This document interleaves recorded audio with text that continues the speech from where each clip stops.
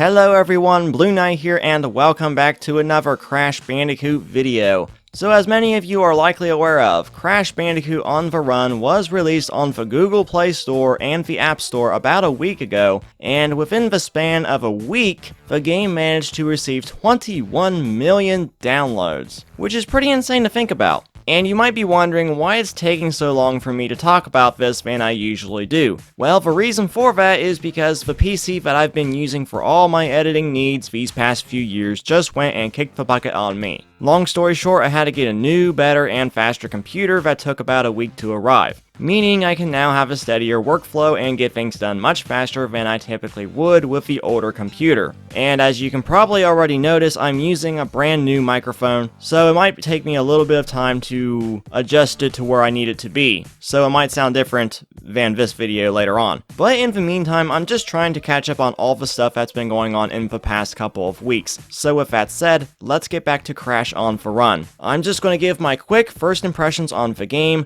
I can't go too deep into certain parts of the game because I wasn't able to get past the first island without a solid internet connection, which I did have, and it still failed to recognize that I did, so I don't know what was going on there. But that was my only real complaint about the game, because I couldn't play it without an internet connection, like I do a lot of the games that I've got on my phone, like Angry Birds or Sonic Dash. If they could do something about that, I'd have zero issues with the game. And to be completely honest, from what I've played of Crash On The Run, it felt consistently better to play than Sonic Dash. Now I understand Sonic Dash, as well as Sonic Force's Speed Battle, both have a good variety of content, but Crash On The Run just seems to have so much more life and energy put into it than pretty much any endless runner that I've played, including Temple Run, which is the game that started the genre, which was likely inspired by Crash Bandicoot due to the shared use of the hallway level design. Although in Crash's case, the levels aren't infinitely long, they're just a set length and you have to get to the end and deal with the respective enemies they're in, with the bosses naturally being a bit more difficult to deal with, and ultimately send them back to their own dimension using various portal weapons, which require going on collection runs to gather the necessary materials in order to make them. And that is where the whole crafting system comes into play. It's a fast process, unlike other games like Bejeweled Stars where you would be waiting for a ridiculous amount of time for power-ups to finish production.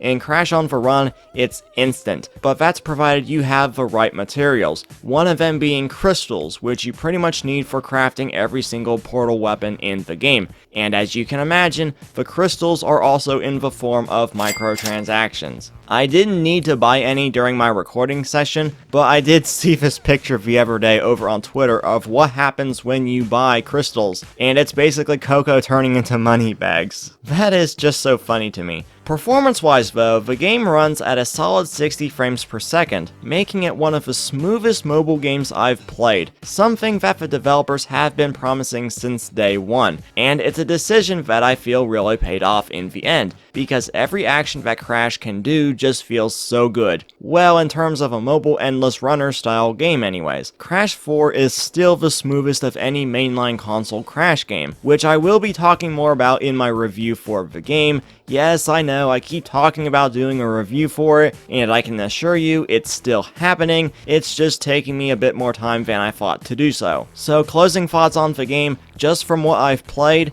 it's got a bright future ahead of it, especially with what it's managed to do with bringing together 25 years of Crash history into one game, with characters like Nina Cortex and even very obscure ones like Mr. Crumb being brought into the mix, being a very good example of how dedicated and deep the developers went into the series' history for this game. And now I kinda wanna see Mr. Crumb make an appearance in a mainline Crash game, because they did such a good job at bringing this character back from the dead. Well, undead, I should say, because, you know, he's a ghost. Okay, I'll stop now. Now, before I go, there's one last thing I wanted to talk about, but never got the chance to in a video. It's not entirely Crash related, but I thought you guys would be interested in it nonetheless. Last month, Nicholas Cole, the concept artist behind the Spyro Reignited trilogy and Crash Bandicoot 4 It's About Time, confirmed that he is working on the upcoming Sonic Prime TV show that's coming to Netflix next year. Now, the moment I heard this, my excitement for this show just shot straight up. Not just just because I loved Cole's work on Crash and Spyro, but for what he could potentially bring to the table for the Sonic series, like what he's already done for Crash and Spyro. Now, does that mean there will be redesigns for the characters? I kinda doubt that, but given that the show takes place within the timeline of the games,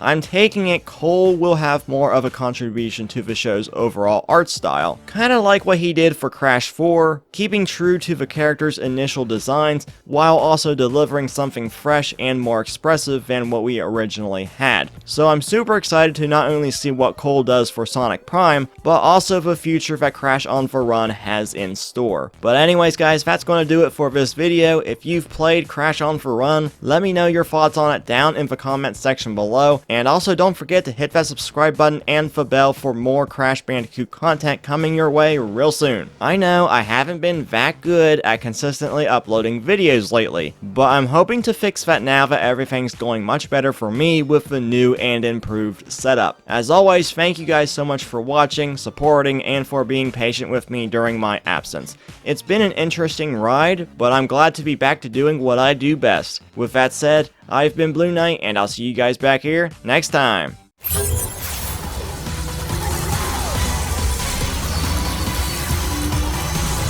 What?